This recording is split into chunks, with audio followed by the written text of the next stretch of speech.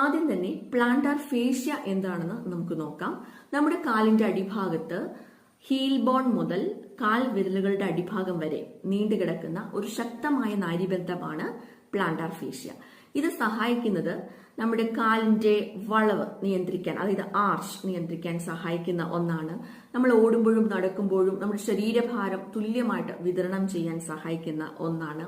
അതുപോലെ ഓരോ കാൽവെപ്പിലും ഉണ്ടാകുന്ന ആഘാതം കുറയ്ക്കാൻ സഹായിക്കുന്ന ഒന്നാണ് പ്ലാന്റാർ ഫേഷ്യ. അപ്പൊ ഇതിനുണ്ടാകുന്ന അമിതമായ വലിവും അല്ലെങ്കിൽ ഇടയ്ക്കിടെ ഉണ്ടാകുന്ന ക്ഷതങ്ങളും എല്ലാം കാരണം ഇൻഫ്ലമേഷൻ ഉണ്ടാകുന്നു.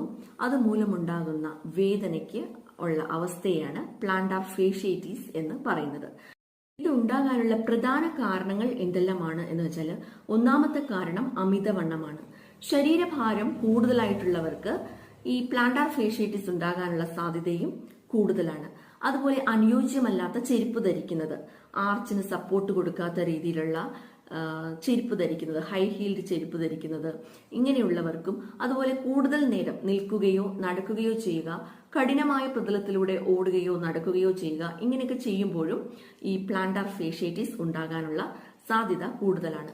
അതുപോലെ കാലിന്റെ പേശികൾക്കും അക്കിലസ് ടെൻഡിനും ഒക്കെ ഉണ്ടാകുന്ന മുറുക്കം പ്രായമാകും തോറും ഇത് കൂടി വരാം. അതുപോലെ അമിതമായിട്ട് വ്യായാമം ചെയ്യുന്നവർക്കും ഈ അവസ്ഥ ഉണ്ടാകാൻ സാധ്യതയുണ്ട്. അതുപോലെ ഫ്ലാറ്റ് ഹീൽ, അതായത് പരന്ന കാൽപാദമുള്ളവർക്കും വളരെ ഉയർന്ന ആർച്ച് ഉള്ളവർക്കും ഇത് വരാനുള്ള സാധ്യത കൂടുതലാണ്. അപ്പൊ ഇതിന്റെ ലക്ഷണങ്ങൾ എന്ന് പറയുന്നത്, രാവിലെ എഴുന്നേൽക്കുമ്പോൾ ആദ്യത്തെ ചുവടുകൾ വെക്കുമ്പോൾ അതിശക്തമായ വേദന അനുഭവപ്പെടും. കുറച്ച് നടന്നു കഴിയുമ്പോൾ അത് കുറയുകയും ചെയ്യും. ഇത് എന്തുകൊണ്ടാണെന്ന് വെച്ചാൽ, നമ്മൾ രാത്രി ഉറങ്ങുമ്പോൾ ഈ ഫേഷ്യ അല്പം ചുരുങ്ങിയ അവസ്ഥയിലായിരിക്കും. അപ്പൊ രാവിലെ എഴുന്നേറ്റ് ആദ്യത്തെ സ്റ്റെപ്പ് വെക്കുമ്പോൾ പെട്ടെന്ന് ഈ ഫേഷ്യ വലിയുന്നതിനാൽ നമുക്ക് വേദന അനുഭവപ്പെടുന്നു. കുറച്ച് സ്റ്റെപ്പ് വെക്കുമ്പോൾ അത് പതുക്കെ മാറുകയും ചെയ്യുന്നു. ഇതാണ് ഇതിന്റെ പ്രധാനപ്പെട്ട ലക്ഷണം, അല്ലെങ്കിൽ മറ്റു ഉപ്പൂറ്റി വേദനയിൽ നിന്ന് ഇതിനെ മാറ്റി നിർത്തുന്ന ഒരു ലക്ഷണം ഇത് തന്നെയാണ്.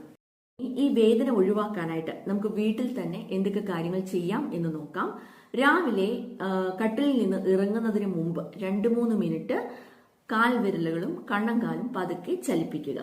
അതുപോലെ ദിവസവും സ്ട്രെച്ചിങ് ആയിട്ടുള്ള എക്സസൈസുകൾ, പ്ലാന്റാർ ഫേഷ്യയ്ക്കും കാൽപേശികൾക്കുമുള്ള സ്ട്രെച്ചിങ് എക്സസൈസുകൾ ചെയ്യുക. നല്ല കുഷനും സപ്പോർട്ടോടും കൂടിയ ചെരുപ്പ് ഉപയോഗിക്കുക.